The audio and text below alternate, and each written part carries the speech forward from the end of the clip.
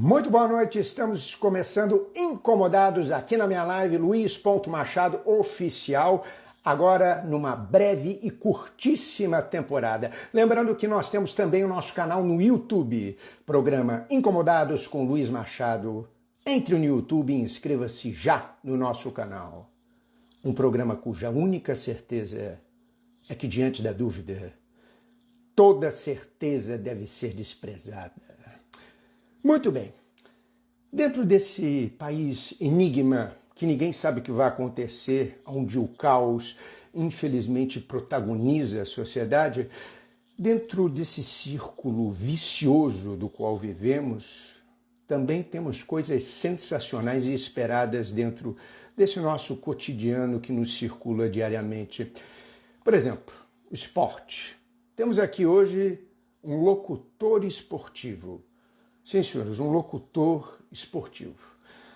25 anos nos campos de futebol, sendo um dos principais narradores da Rádio Globo, CBN, Tupi e Band News. Além disso, é professor de história. Olha que curioso, não?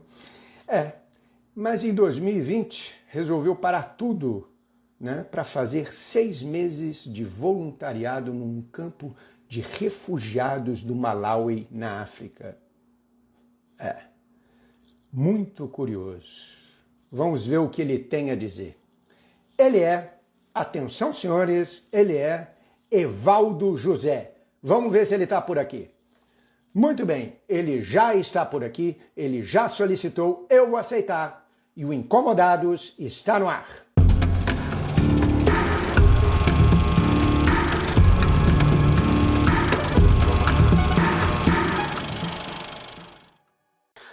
Muito bem, Evaldo José, seja bem-vindo, Incomodados. Está me ouvindo bem? Está me escutando bem? Tudo bem, Luiz? Beleza? Eu te ouço muito bem. Você me ouve? Tudo tranquilo, graças a Deus, né? Como estamos ao vivo, tudo pode acontecer, não é verdade? Tive que fazer o texto 2 vezes. É verdade, mas tudo bem, a gente faz, sem problema nenhum. Muito bem, Evaldo, vamos então a um pensamento. O homem é um animal que adora tanto as novidades que, se o rádio fosse inventado depois da televisão, haveria uma correria a esse maravilhoso aparelho completamente sem imagem. Isso é um pensamento de Milor Fernandes. Eu te pergunto o seguinte, hoje as pessoas têm realmente a necessidade de receberem likes em suas postagens nas redes sociais, enfim. E a televisão também tenta sobreviver com a invasão dos streamings. Eu te pergunto o seguinte, a rádio é resistente e sobrevivente a qualquer tempo tecnológico? Uau, que pergunta sinistra para abrir a nossa conversa aqui. Rapaz, eu vou dizer para você que, mais ou menos,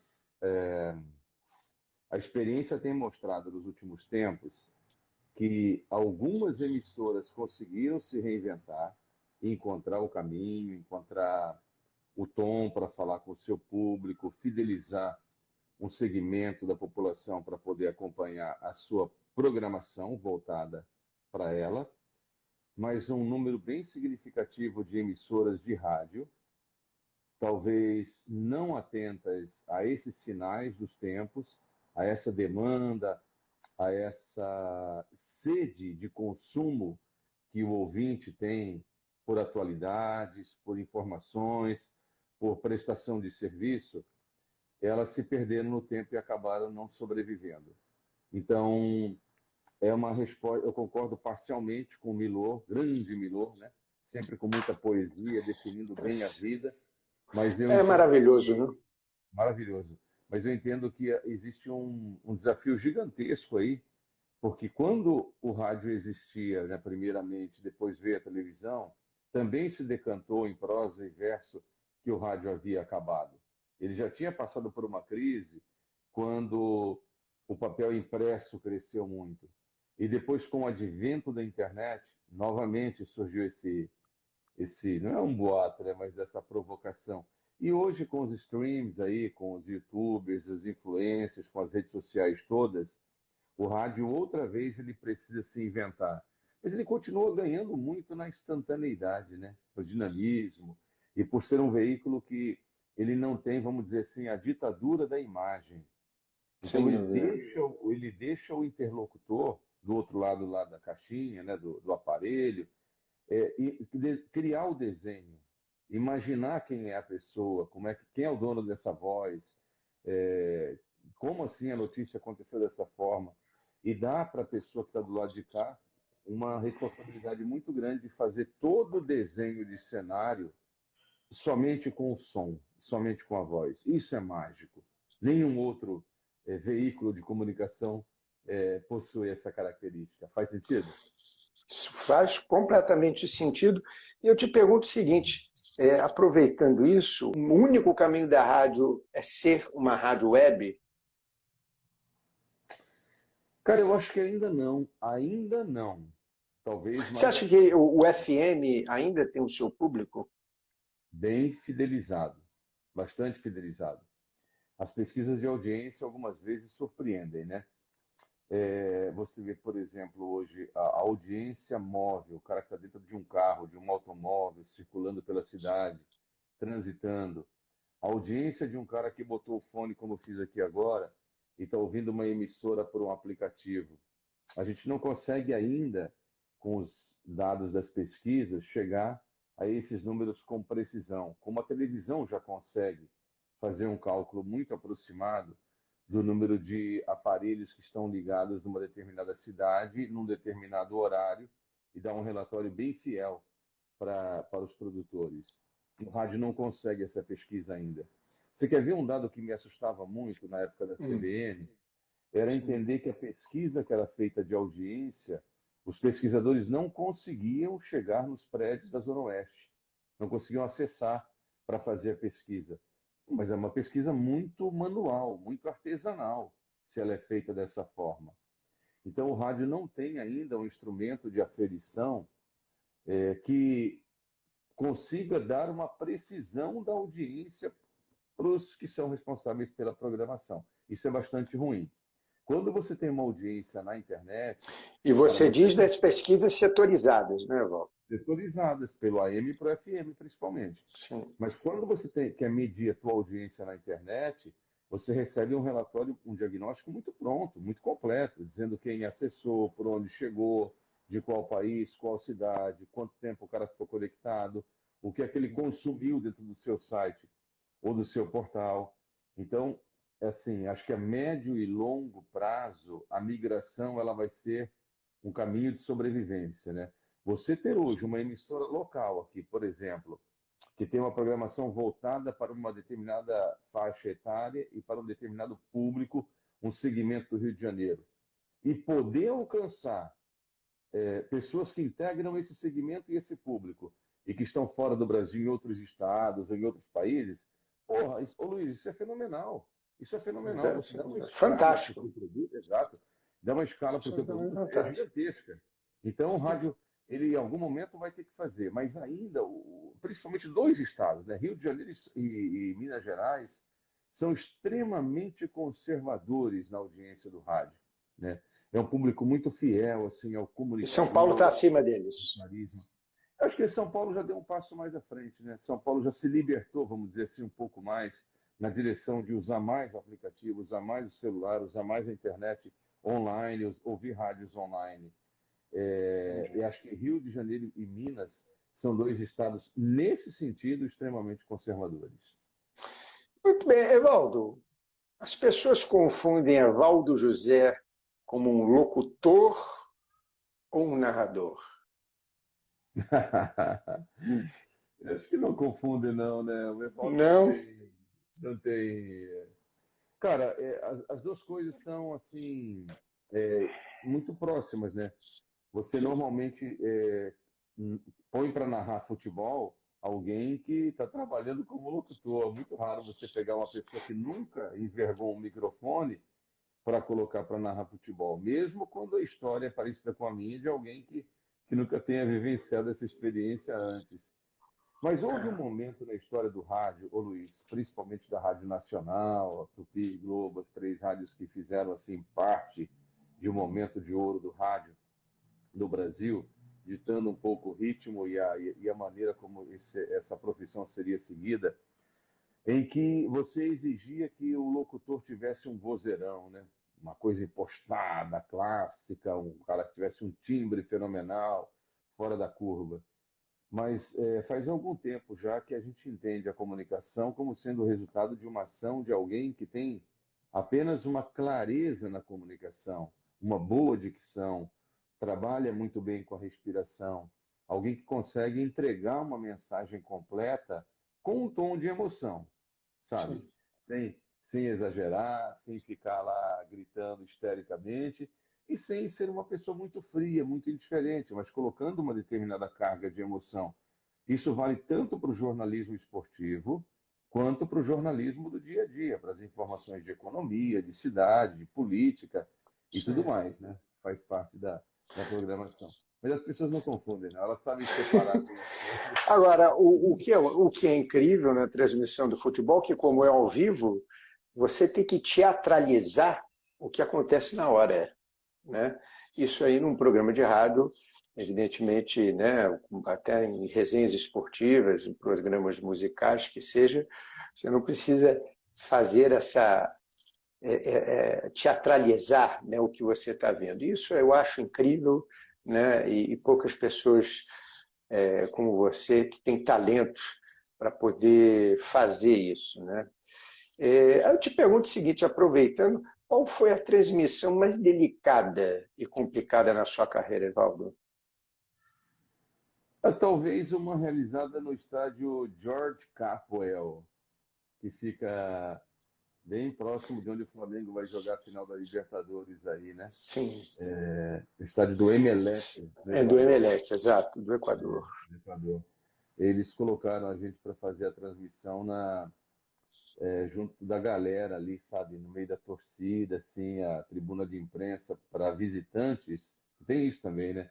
A imprensa local sempre tem o seu espaço fixo, como a gente tinha no Maracanã, em São Januário, e as rádios têm até hoje, né? Mas quando você é visitante, eles colocam onde eles acham que você pode ficar ali e tudo bem. Então nós ficamos numa área ocupada por torcedores do Emelec. O Flamengo abriu 2-0. A gente narrou os dois gols do Flamengo já num clima muito hostil. Depois o Emelec fez 2-1, 2-2 e virou o jogo no último lance da partida. E aí os caras iam para cima mesmo, batiam na cabeça, pulavam em cima da gente ali. Foi muito Isso em engraçado. 2019, Não, cara, isso foi antes. foi Isso antes? foi um pouco antes, um pouco antes. Isso deve ter sido 2016, 2015 ou 16, Flamengo 15. Flamengo jogando contra o Emelec no Equador. E teve uma situação que eu vivi no Mané Garrincha, no ano que precedeu a Copa do Mundo. O Mané Garrincha estava já na fase final de obras, eu estava com o Álvaro e o Duarte numa transmissão de um Flamengo, de um Vasco e Corinthians no Estádio Nacional de Brasília. E a gente estava também, por conta das obras, colocado estrategicamente lá no anel, no meio da galera. E no intervalo, cara, os torcedores do Vasco que estavam no anel, que nós estávamos de um lado do estádio, e os torcedores do Corinthians que estavam atrás do outro gol, eles caminharam para o meio, exatamente onde nós estávamos, as duas facções, e ali eles começaram a brigar, a gente ficou no meio da briga. Foi terrível, Eita! foi terrível. Foi. Foi um dia muito difícil, assim, né? E ainda no Isso no meio meio do do jogo, jogo, no meio do no jogo, meio do jogo, no intervalo, né? O intervalo. no Um intervalo. pouquinho antes das duas equipes voltarem para o segundo tempo do jogo.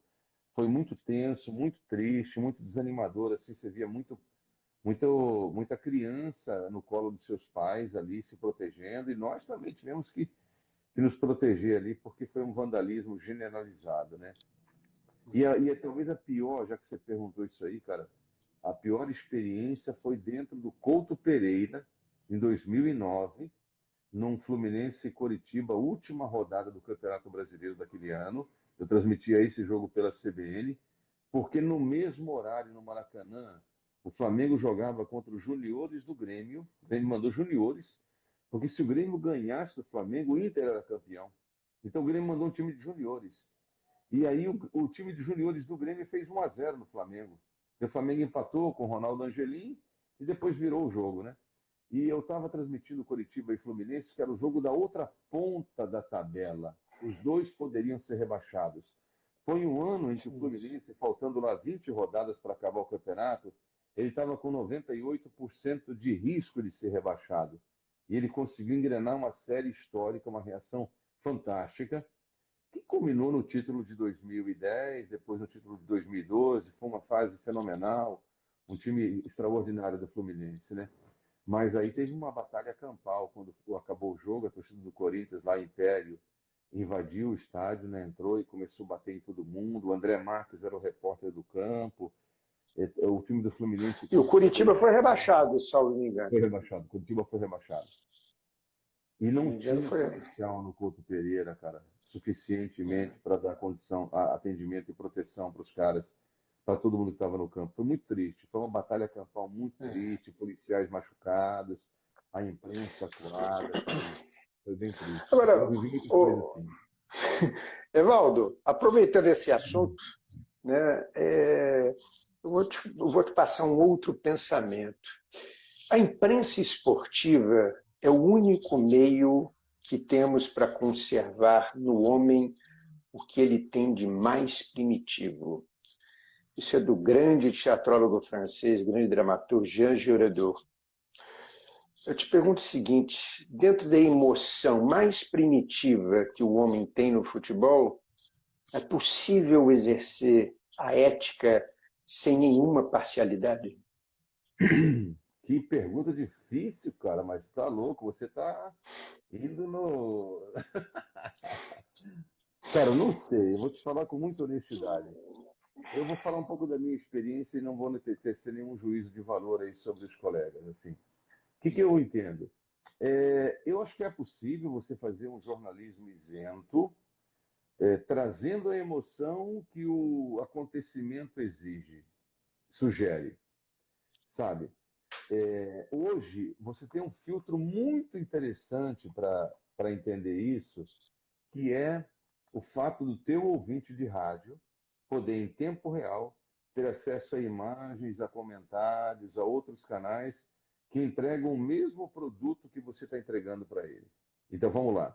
Estou narrando um clássico no Maracanã, eu narro um lance de pênalti, no mesmo momento em que eu falo assim, foi pênalti, o comentarista fala, não foi, e o repórter fala, foi, e o VAR vai dizer que não foi. No mesmo momento, o cara está acompanhando por uma rede social, e ele está vendo imagens, lances, comentários, está checando por outras fontes, mesmo que ele continue me ouvindo. Houve um momento na história do rádio em que a transmissão era mão única. Você falava, o cara só tinha aquela fonte para checar, e aquilo virava um dogma e pronto. Mas Sim. hoje não. Então, assim, eu acho que é muito difícil alguém hoje não sofrer esse crivo, esse filtro que é imposto pela opinião crítica do ouvinte. Por exemplo, pô, meu irmão, todo mundo viu que não foi pênalti. Você fica falando que foi pênalti? É, todo mundo viu que foi um gol assim, pô, que não tem importância nenhuma, o jogo não tem importância nenhuma. E você grita como se fosse uma final de Copa do Mundo, o cara tá falando, pô, o Evaldo tá maluco, cara, ou tá doente, ou quer impressionar, ou quer causar nas redes sociais, ou não sei o quê, ou quer viralizar. Então existe um julgamento hoje permanente e que faz você ficar atento a esse tipo de comportamento, assim. Que antigamente não, o cara estava só o locutor no estádio sozinho, não tinha mais ninguém. Então E ele você podia ligava falar lá. o que você quiser que as pessoas acreditavam, não tem problema, não tinha Quanta, problema nenhum. exato, e quanta coisa estranha aconteceu do Alcei, por exemplo, do Alcei Bueno de Camargo, contava umas histórias. Ele foi fazer um jogo no Beira-Rio que ele não narrou um gol. E aqui no Rio de Janeiro todo mundo estava acompanhando a transmissão dele. Sabe? Ele esqueceu, não viu um gol. Ele olhou para trás, distraiu, não sei o quê. Daqui a pouco o juiz tinha feito uma mudança lá e seguiu o jogo. Ele não sabia, ele não conseguia ver o placar eletrônico e tudo mais, seguiu. Então, quantas vezes isso acontece ou acontecia? Hoje não mais. Hoje você tem muito controle muito imediato. Então, essa questão da ética, da parcialidade, ela fica muito ligada ao pessoal de cada um, né? Quanto você é comprometido com aquilo que você quer relatar, ou quanto que você só está interessado em ganhar like, em Sim. ganhar views, em Mas ampliar dentro canais. disso não envolve interesses pessoais e interesses mercadológicos? Bastante, bastante. Aí a pergunta é assim, a quem você serve, né? Você serve ao seu canal e aos seus, como é que diz, a sua tropa, lá, aos seus seguidores, ou você segue os seus valores? Tem umas perguntas boas para serem feitas aí. Você, quando está trabalhando para uma empresa, você tem liberdade editorial para expressar o seu pensamento? Ou você é obrigado a rezar, vamos dizer assim, a cartilha de quem é o dono, quem patrocina, quem manda no seu trabalho? E acho que essas perguntas são essenciais assim para saber Sim. quanto de isenção eu tenho para emitir opinião. Aproveitando isso, tudo que você está falando, Evaldo, eu vou te fazer uma pergunta muito simples. O que é Duvido. o... Olha lá, é muito simples. Você vai ver que é simples. Evaldo, o que é o ser humano para você? Rapaz do céu, essa hora da noite, 10h38. Incomodados está no ar. Ah, que legal. Cara, eu gosto de uma definição que coloca o ser humano como um peregrino, um ser de passagem. Ele vai ser tão mais feliz, ele vai ter tão mais facilidade de conviver, quanto mais ele entender a sua condição de passante, de viajante, de peregrino. Quanto mais ele pensar que o que acontece aqui é definitivo, é duradouro, é dele, é posse, quanto mais ele se apegar ao que acontece nessa dimensão da existência aqui, mais difícil vai ser a convivência dele, mais problemas ele vai ter para prosseguir na sua trajetória e mais triste vai ser a sua existência. Então eu olho para o ser humano como um caminhante, alguém que está cumprindo uma missão aqui, mas que deve, ao longo da sua vida, entender que o destino final não é permanecer aqui, mas é para um outro lugar, para uma outra dimensão, para uma outra parte da sua existência. E quando você tem essa consciência, todas as coisas que você vive aqui, de alegria ou de tristeza, elas se tornam mais leves para você lidar com elas. Todos os problemas, todos os percalços, todas as dores que a gente vai enfrentando, todas as dificuldades de convivência a gente vai enfrentando aí, elas se tornam mais leves e mais fáceis de serem regidas e controladas quando você tem uma perspectiva de continuidade ou de eternidade em relação ao ser humano. Então, para você, o ser humano não é uma causa perdida. Não, em absoluto. Eu sou um defensor aí como é que a gente vai falar assim? Eu advoco em favor de uma chance sempre para o ser humano para a sua evolução. Mas ele tem que mostrar que ele quer, né? Ele tem que dar sinais permanentemente de que ele tá querendo evoluir, está querendo avançar, está querendo construir de uma forma solidária. Acho que isso aí é um ponto bem crucial, assim. Então, não dá para desistir do ser humano nunca, né? Muito bem, falando em passagem, você em 2020, Evaldo, participou durante 6 meses como voluntário em um campo de refugiados do Malawi, na África, né? Para quem não sabe, Malawi tem uma baixíssima expectativa de vida, que gira em torno dos 50 anos, né? E apresenta altas taxas de mortalidade infantil, uma alta prevalência de HIV. Eu te pergunto o seguinte: qual é a importância do voluntariado? Cara, eu acho que ele é tão importante que ele deveria ser obrigatório.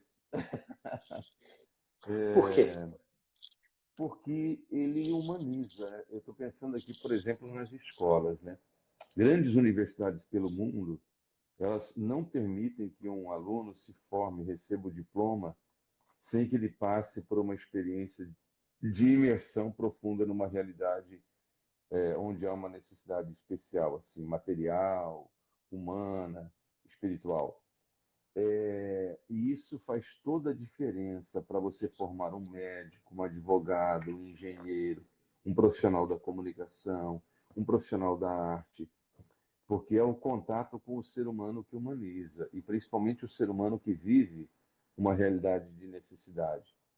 Então, no meu tempo lá na África, por exemplo, no período que precedeu a pandemia, eu encontrei muitos voluntários jovens, vindos de países da Europa, que estavam exatamente cumprindo uma exigência das suas faculdades, das suas universidades.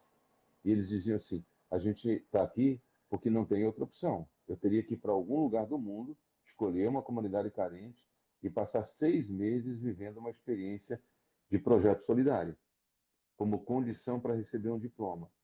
Assim, eu acho que talvez a gente não resolva o problema do mundo com isso, mas a gente resolve muito o problema, ou ajuda muito a resolver problemas humanos, de relacionamento, de compreensão, de tornar mais humano o ambiente empresarial, corporativo, sabe?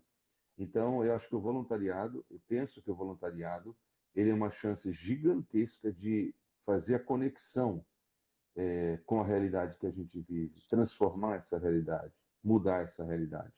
Quando a gente fala da África, isso se torna particularmente especial em função da distância econômica e material que se criou daquele continente para o resto do mundo, né? Sem dúvida. Agora, aproveitando essa sua passagem a Malawi, durante esse período, em qual momento o que mais tocou o seu coração? Foi muito difícil, Luiz, de coração, falar para você uma única coisa que tenha me tocado lá. Vou citar algumas aqui e você fica com o seu discernimento aí. Eu nunca vivi num lugar tão pobre, eu nunca vi a miséria e a fome tão de perto quanto eu vi lá. Mas eu também nunca vi pessoas tão gigantes do ponto de vista humano, da resistência, da resiliência e da fé. As pessoas, elas tinham todos os motivos para amanhecer diariamente e amaldiçoar o Deus em quem elas acreditam, a vida que elas receberam, os pais, os avós, a história do país delas, tudo. E, no entanto, elas são pessoas que começam o dia cantando, agradecendo, rezando. A hora que você encontrá-los, eles vão te abraçar, eles vão ser muito gratos por cada pequeno gesto de afeto, de carinho que você mostrar. Então, isso me tocou muito. E todos eles que vivem nesse campo de refugiados, eles são sobreviventes de guerras civis ou de perseguição, em razão da sua ideologia política, em razão da sua condição econômica ou social, em razão da sua opção sexual ou em razão de alguma causa religiosa. Refugiado é alguém que saiu do seu país porque a ameaça que pesava sobre a sua vida era maior do que a sua chance de sobreviver. Alguns têm sequelas no corpo, marcas de perseguição, perderam pais, mães, irmãos, filhos, e estão lá nesse campo para reconstruir a sua vida, para recomeçar a sua trajetória. Então, eles tinham muitos motivos, cara, para, assim, os problemas deles são gigantes. Quando eles me contavam a sua história, os meus problemas ficavam desse tamanho, assim, ó. Eu não tinha coragem de ficar pensando sobre eles.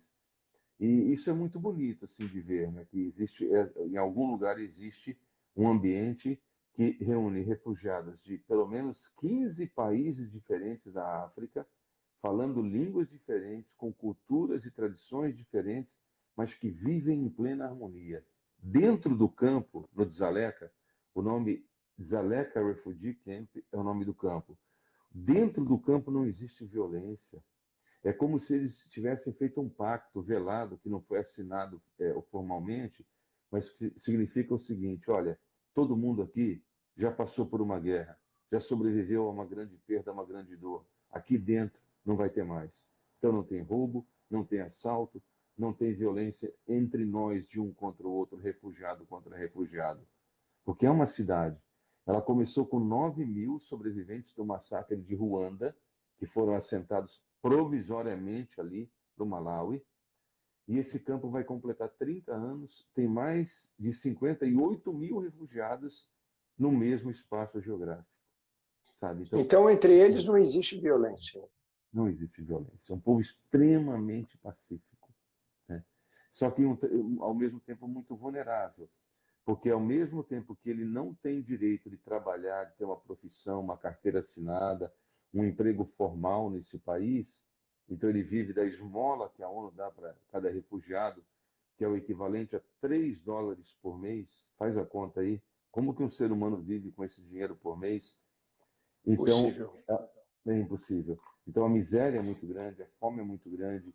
E, assim, de fora para dentro do campo, entram os, eh, as pessoas da Tanzânia, de Zâmbia, do Congo, do próprio Malawi, entram com drogas, entram com bebida, entram com dinheiro para prostituir as mulheres, as crianças, os jovens.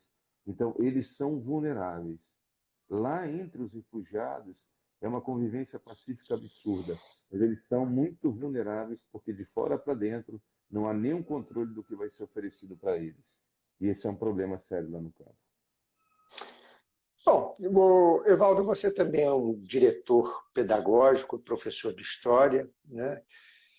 Hoje, para você, quais são os desafios que os professores têm em relação à educação que é proposta aqui dentro do nosso país? Pô, rapaz, você, como bom estudante que foi, vai lembrar que talvez tenha tido um professor ou uma professora que marcou a sua vida, que impactou as suas escolhas, que te inspirou a fazer alguma coisa. Eu acho que o desafio maior hoje de um professor é criar conexão com seus alunos, conseguir ser ouvido, ser percebido. A gente vive um momento muito difícil, né? A pandemia agravou isso. Nós temos uma geração extremamente acelerada no uso de aplicativos, de recursos tecnológicos, de tecnologia, mas a gente tem uma geração com muita dificuldade de concentração, com baixa resiliência e com pouca profundidade na sua produção acadêmica. Então, o trabalho do professor é muito difícil, principalmente, hoje eu estive numa escola estadual, lá na Penha, e a quantidade de alunos dentro de sala de aula é muito grande. Depois nós fomos para o auditório para uma palestra, mas aí a gente teve um problema grande porque o microfone não funcionava, porque o projetor não estava com a lâmpada, estava queimada a lâmpada e, e a estrutura. Mas a gente acabou de ter uma eleição para governador do estado e a imagem da escola que a gente vendeu durante a campanha não foi aquela que eu encontrei lá hoje, como em tantas outras que eu tenho visitado. Então, assim, eu me sinto culpado como cidadão do Rio de Janeiro. E a reflexão aqui para quem está vendo e quem vai ver essa live nossa é assim: pô, a gente viveu uma eleição há pouco e vai viver uma eleição de novo agora. E para mim a educação é muito chave. Eu fui para a África porque eu fui convidado para ajudar a abrir uma escolinha para educação infantil para 200 crianças, num lugar que tem 23 mil crianças sem escola, 10 mil delas órfãs, sabe? Então, eu tenho certeza absoluta, hoje a escolinha já tem 400 crianças.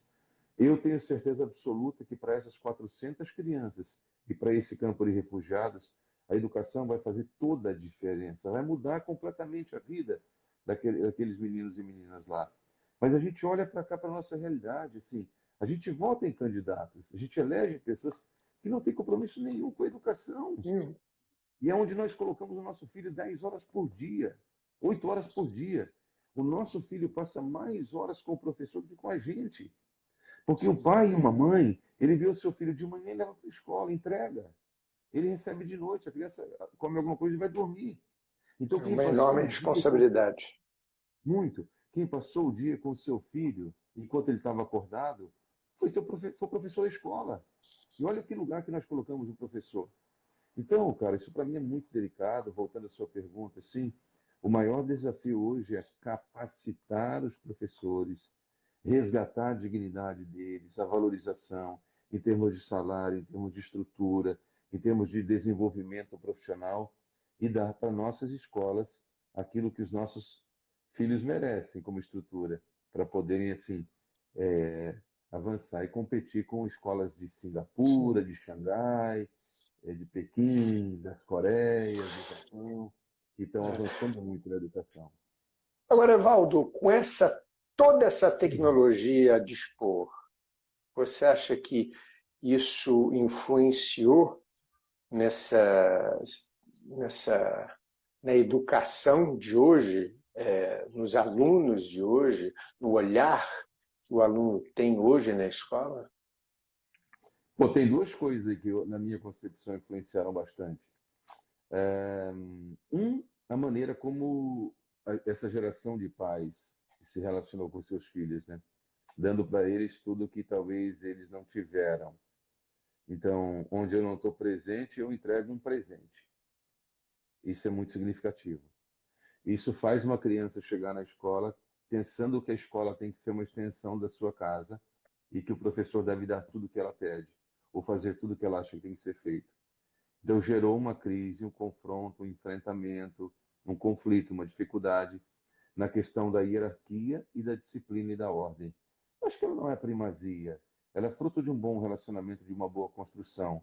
Mas quando a família dá suporte e apoia a escola, e é muito ruim quando os pais eles não dão aos seus filhos uma visão positiva dos professores. Isso é muito ruim. É quando a família em casa não corrobora, não fortalece aquilo que a escola, como instituição, mais até do que o professor, está passando para o seu filho. Então, gera um aluno, assim, dentro de sala de aula, muito reativo, algumas vezes violento, agressivo na resposta, no vocabulário, provocador, instigando o professor. E é difícil, assim, se você trocar de chapéu, normalmente os pais vão às escolas e têm opinião formada sobre o que um professor deve fazer. Mas como seria se um professor fosse numa empresa de engenharia e dissesse para o pai o que ele deve fazer? Ou num hospital e falasse para um médico o que ele deve fazer? Ou num teatro e dissesse para um artista como ele deve apresentar a peça?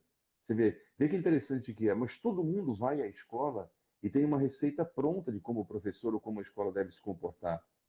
Isso é muito interessante, né?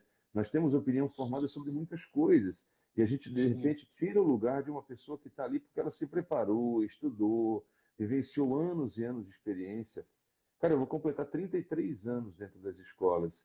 Quantas vezes eu atendo uma família que vem me dizer tudo o que eu devo fazer?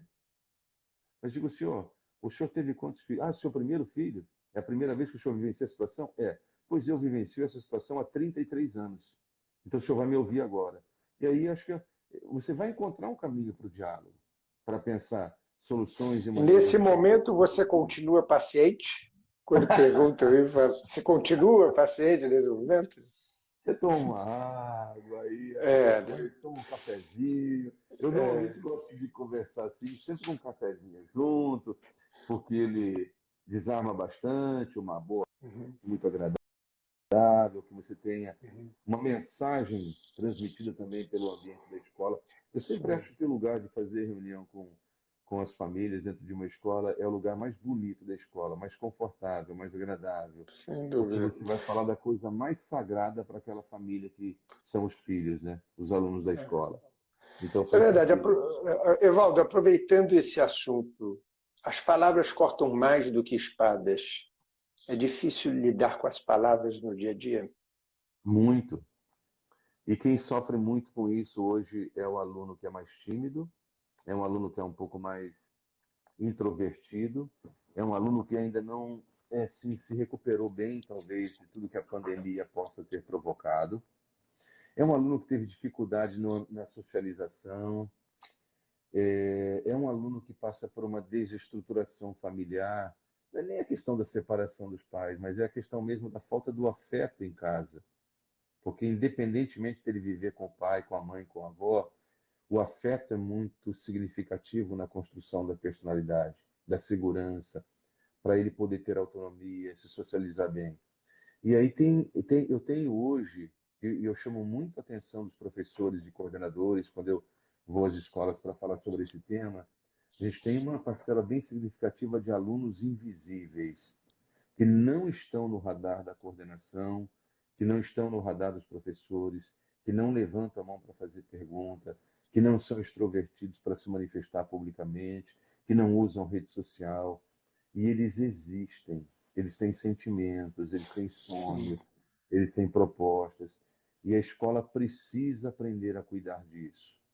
Por um outro lado, a escola também precisa, Luiz, cuidar de quem cuida, que é do professor, é da equipe de psicologia, da equipe de orientação educacional, da equipe que cuida de todos os departamentos da escola. Então, assim, os professores sofreram muito também durante a pandemia e pouco se falou sobre o cuidado com os educadores. Então, acho que hoje existe assim esse desafio gigantesco de você ter atenção com as palavras que você diz para o seu professor, para o seu coordenador, para o seu aluno. A palavra, você falou uma frase maravilhosa aí, mas Santo Agostinho, lá no século IV, ele tem um livro maravilhoso que ele escreveu com o filho dele, a Deodato, que significa dado por Deus, que é um filho que ele não imaginava que ele teria, chama-se De Magister, sobre o magistério, sobre o exercício de ajudar alguém a aprender. E Agostinho fala assim: a palavra mata se ela não for dita com caridade. Então, a verdade dita sem caridade é uma seta, é uma espada, é uma faca. Ela mata uma pessoa. Então, quantas vezes você fala assim, mas uma palavra vai tudo por água abaixo, né? tudo por água abaixo. Quantas vezes eu penso, eu estou dizendo assim, mas eu estou falando a verdade, eu estou agredindo, matando uma pessoa. Porque a intenção que deveria ser o envelope, né, a capa dessa palavra, dessa mensagem, deveria ser o cuidado, o carinho, a afetividade. Olha, eu estou falando isso porque eu gosto de você, eu quero te ajudar. Então, se eu falo uma verdade sem essa caridade, esse amor que deve estar junto com a palavra, eu mais machuco do que ajudo.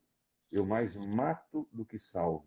E algumas vezes não tem como voltar atrás, né?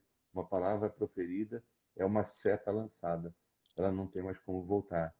E a gente vive um momento a isso, porque a gente hoje lida com uma geração que ela é extremamente sensível à palavra. Basta uma palavra dita por um professor ou dita por um colega dentro de sala de aula que a repercussão vai ser terrível. Enorme, enorme, Enorme, terrível. enorme.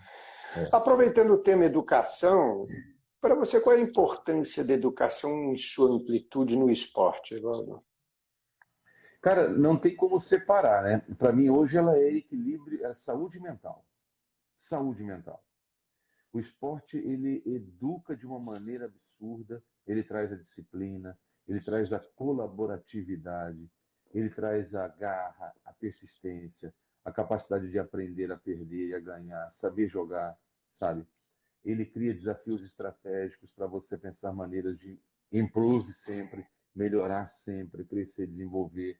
Ele estabelece uma régua de metas para você poder se planejar. Cara, você vai querer correr 5 quilômetros? É esse o desafio? Ah, você vai querer ser campeão de handebol, de vôlei, de basquete? Você quer acertar 2 cestas de 3 pontas? Vamos lá. Qual treinamento você vai fazer? Quantas vezes por dia você vai se dedicar a isso? Quanto tempo?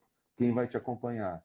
Ah, a tua meta, então, é aprender uma outra língua? Vamos lá. O esporte, ele ajuda muito, ele é extremamente educativo. Uma criança, um jovem hoje, é, que não pratica esporte, a probabilidade de você ter, em algum momento, essa pessoa com mais dificuldade em relação à saúde mental é gigantesca. Então, dentro do currículo da escola, dentro das escolas, dentro das empresas, nos espaços de convivência, pô, tem que ter um lugar para o esporte. É saudável, as ideias vêm, sabe? As pessoas fortalecem a amizade. Não dá para pensar uma outra coisa que não seja dessa forma. E porque nós estamos falando de educação aqui também e falando de esporte, eu sou um defensor das duas ferramentas como canais de desenvolvimento humano e profissional sempre. Sim. E você promove um momento lúdico da vida, né? Que é o esporte, né? Que é um momento lúdico, né? O Adoro. esporte é um momento lúdico da vida onde as pessoas estão lá para se entregar para aquele determinado modalidade, seja o que for, né? Evaldo, como é que os historiadores veem o historiador Evaldo José? Acho que eles não veem. Vem, como não vem? Ah, eu acho assim, tem nenhuma pretensão, não, ô Luiz. Mas eu acho que todo mundo tem uma história para contar. E é muito legal que a gente consiga fazer isso durante a nossa travessia. Que a gente não espere. Eu falo um pouco sobre isso no livro que eu escrevi sobre a experiência lá na África, que se chama Refugiados Invisíveis. Existe uma equação que nunca vai se fechar, né? Eu sempre falo sobre isso, que é o tempo, é o dinheiro, é a saúde, é a questão familiar e é o propósito pessoal. Essas 5 pontas, elas nunca vão estar plenamente alinhadas. Então, em algum momento, o teu propósito pessoal de escrever uma história, de contar uma história sobre alguém, de dizer o que você pensa sobre as coisas, isso precisa acontecer. E você não precisa esperar vir um meteoro e cair numa árvore na frente da sua casa para que você faça isso.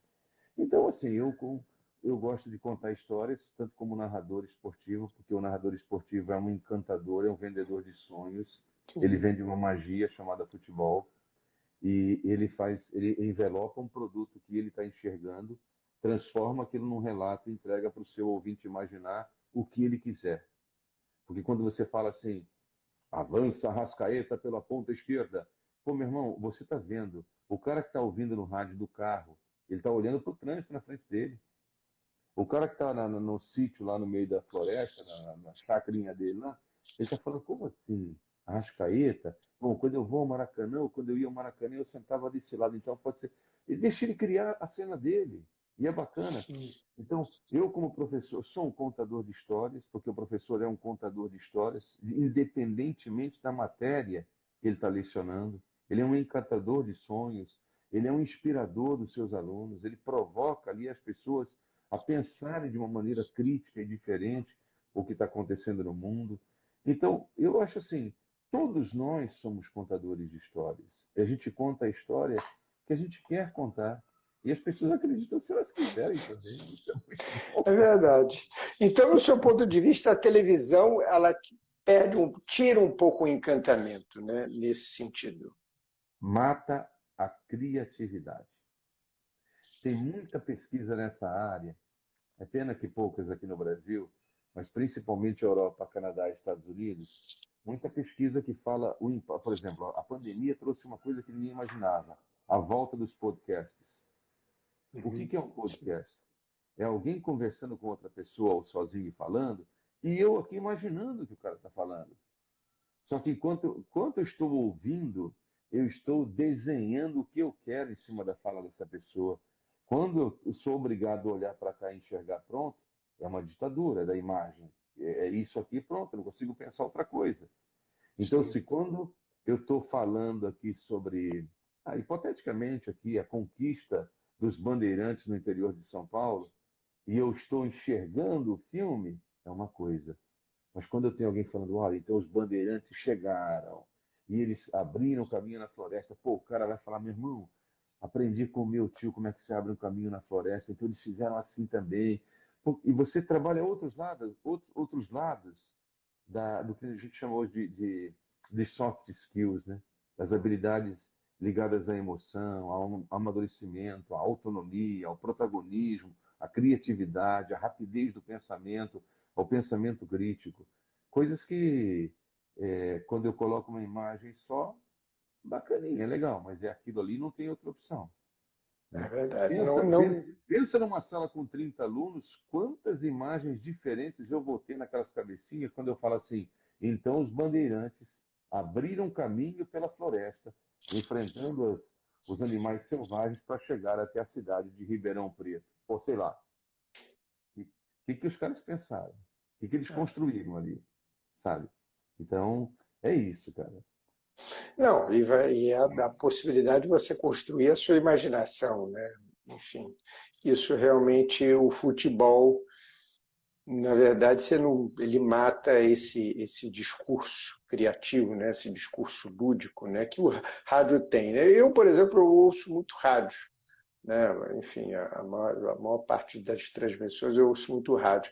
Agora, aproveitando aí tudo que a gente está falando, Evaldo, quem causou o maior mal ao mundo? Os preconceitos, a religião ou os bancos? Caraca, repete a pergunta. Quem causou o maior mal ao mundo? Os preconceitos, a religião ou os bancos? Pode marcar as três? Pode?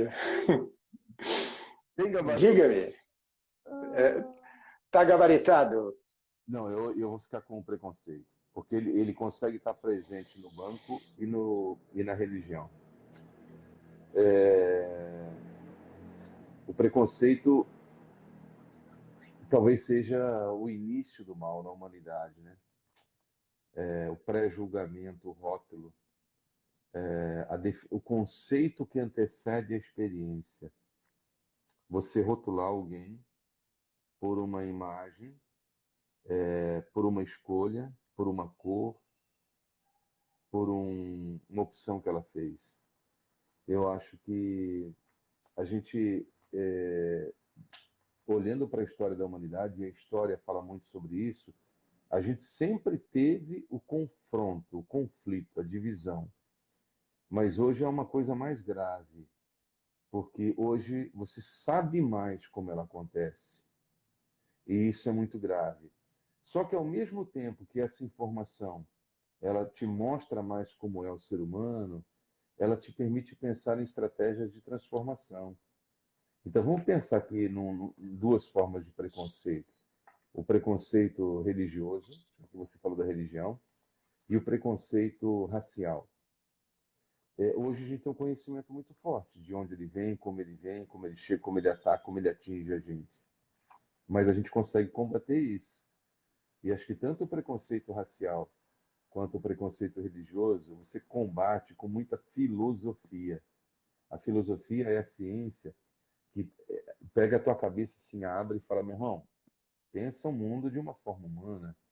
Pensa o mundo, enxerga o mundo a partir de outras janelas. Troca de chapéu com o cara que você está julgando que é assim ou que é assado. Isso é muito necessário hoje. Eu tenho um livro Mas você maravilhoso. acha que isso tudo acontece nesse mundo hoje, que o julgamento a partir de um pensamento filosófico? Acho que sim. Não, não. Né? Sim, não, não O acontece que assim direto. deveria ser, né? O que deveria Deveria. ser, né? Porque, O livro Mundo de Sofia, ele fala assim, pô, sim. uma solução bacana para a gente começar a consertar os problemas do planeta era a ONU obrigar todos os países a darem para os seus cidadãos um curso básico de filosofia, para que as pessoas Seria maravilhoso. se enxergassem mais como humanos e Sim. aprendessem a enxergar os outros também como humanos, né? Para mim, a base de todos os problemas ela está muito conectada ao preconceito, ao É. julgamento. E isso, sim, tem uma carga religiosa por trás disso, pela maneira como a gente foi, ao longo dos tempos também, trazendo É. os dogmas, as normas, as regras, a maneira como nós fomos trazendo o modelo de civilização, nem sempre respeitando a maneira de viver dos povos originários que já estavam ocupando os espaços onde eles viviam. Sempre foi uma imposição. Você hoje, quando conversa com as pessoas lá na África e reflete um pouco assim sobre a distância que existe, o abismo que se criou do ponto de vista financeiro e econômico, principalmente, entre o que é a África subsaariana hoje o que é o primeiro mundo. E eles falam assim, claro, cara, a gente durante 4, 5 séculos, todo mundo veio aqui e pegou a nossa riqueza. Quando não tinha mais riqueza, o pessoal levou a nossa mão de obra. E agora que nós não temos mais nem a riqueza nem a mão de obra, a gente está assim, tipo, abandonado, esquecido. E é um sentimento que eles têm, e que é genuíno e é legítimo, porque olha para a história, como ela aconteceu. Sabe, não foi uma vez ou duas vezes, foram séculos de exploração. Eu, branco, posso dominar quem tem a pele escura, né? Exatamente. Bom, Evaldo, do que Evaldo José tem medo? Rapaz, pô, tô aqui com a minha Melzinha, cachorrinha bem velhinha, e ela tá perdendo a audição. Eu talvez tenha receio assim de, em algum momento, não poder desfrutar de um dos sentidos na minha convivência com as pessoas. numa dimensão pessoal é isso. Eu sou muito apegado assim à minha família, às minhas filhas, então eu tenho muito medo conectado a essa relação que eu tenho com elas e com a minha família. Mas como cidadão brasileiro, eu tenho muito medo do casamento que a gente está celebrando faz algum tempo entre religião e política. Eu estudei teologia durante muitos anos e eu acho que o fundamentalismo religioso ele é particularmente perigoso quando ele quando ele Envolvido se com a reveste política. envolvido com a política. Ele é Sim. particularmente perigoso. Os grandes erros que a gente cometeu como humanidade ao longo da história, os grandes genocídios, eles foram liderados por políticos e em nome de Deus. Isso, para mim, é muito assustador. Eu acho que a gente tem que lutar por um Estado laico, a religião cumprindo o seu papel, o governo cumprindo o seu papel, o Estado cumprindo o seu papel, mas as instituições preservando a sua isonomia. Acho que isso é muito importante. Sem dúvida nenhuma, e é impressionante como a religião se envolve com a política há séculos e não muda. O ponto de vista não muda. É impressionante. Muito bem, Evaldo. Vou te dar um último rapidão aqui. Certa vez, o Agostinho, Santo Agostinho, foi bispo de Hipona. E aí um outro colega dele, bispo, chegou e falou assim, mas que beleza, hein? Porque era o auge da expansão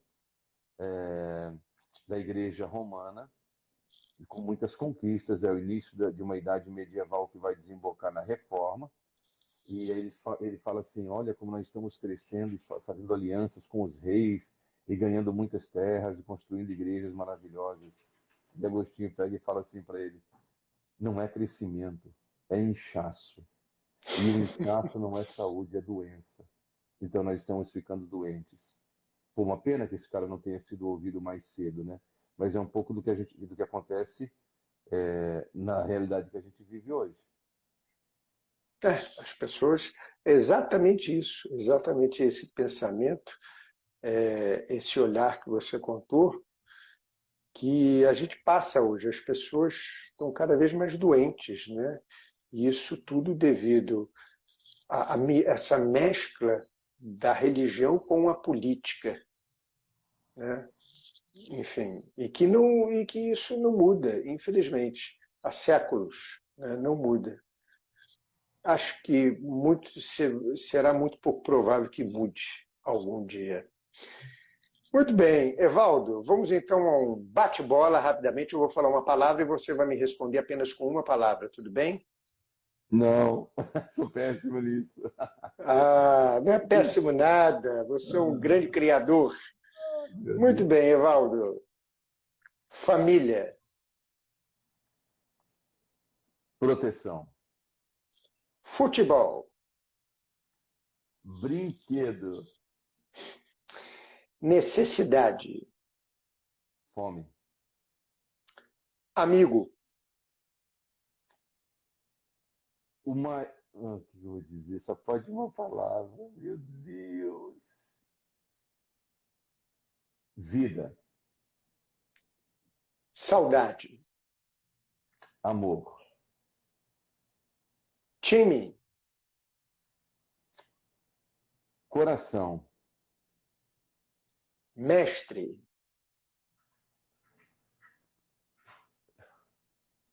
Jesus Cristo. cumplicidade,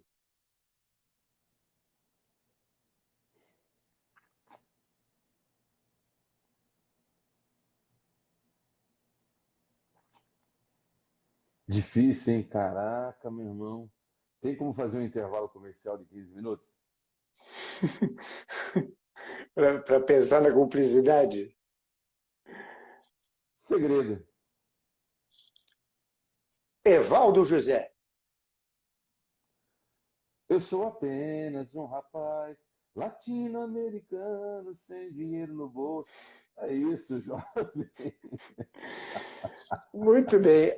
Você cantou agora, vou te dizer uma coisa, tem uma parte do hino do município Ah. chamado Formosa do Oeste,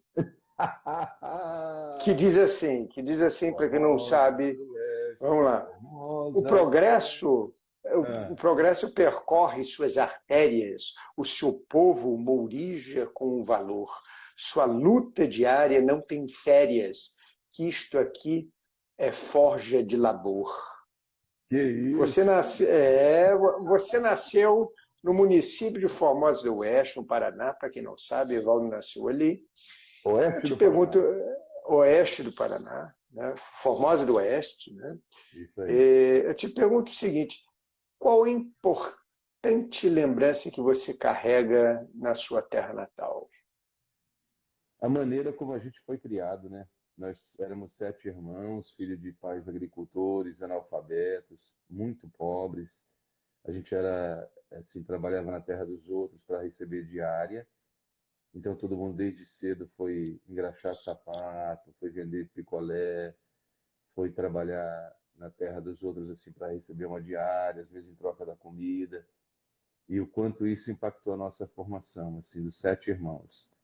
Então, lembrar de Formosa é lembrar uma infância muito dura, muito sofrida, mas muito carregada de carinho, você falou de cumplicidade, de alegria, e isso nos mantém muito unidos até hoje, os 7 irmãos. Todos eles começam com Eva. Evaldo Olha, é o terceiro. A mais velha é Eva, o segundo é Evanildo, depois Evaldo, Evaristo, que era uma homenagem ao Dom Paulo Evaristo Arnes, que meu pai gostava muito. Aí vem as meninas, Evália, Evanilza e a última, a caçulinha, Evaneide. É isso. a família de Evas. Muito bem. Evaldo, qual a jogada da sua vida que você narraria?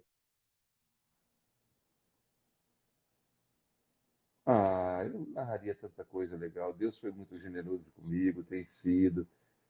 Mas eu tenho momentos muito emocionantes com minhas filhas, assim, desde o nascimento delas até momentos que elas viveram na escola e eu pude estar presente porque elas sempre estudaram em escolas onde eu trabalhei, pelo fato de eu ser professor. Então eu narraria a minha experiência na África com um coração vibrante, com um que lindo, que lindo, que lindo, espetacular. Eu narraria o livro Refugiados Invisíveis, que a gente planejou fazer 150 exemplares, porque nenhum escritor que lança livro hoje faz mais de 100, e nós estamos com quase 700 livros vendidos. Nós vamos para a segunda Que edição e as maravilha. pessoas estão adorando o livro, o texto, o depoimento, assim. Pô, narraria muita coisa. Eu acho que eu não mereço tudo isso, assim, sabe? E sem o que Evaldo José não conseguiria viver? Vinho. Vinho? O vício do vinho. Não, cara, pô, sem o carinho e o amor da minha família. Sim. Muito bem, Evaldo. O que incomoda Evaldo José?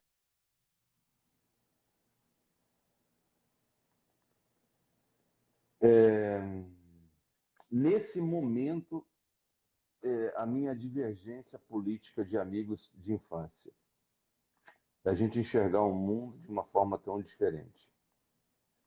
Isso para mim está sendo bastante difícil. Estou pedindo muito a Deus para chegar logo o período da definição e que a gente volte a caminhar juntos e a gente tenha tempo suficientemente pela frente para para entender por que houve essa ruptura, que ela é bem significativa. Mas, Evaldo, o que realmente incomoda Evaldo José?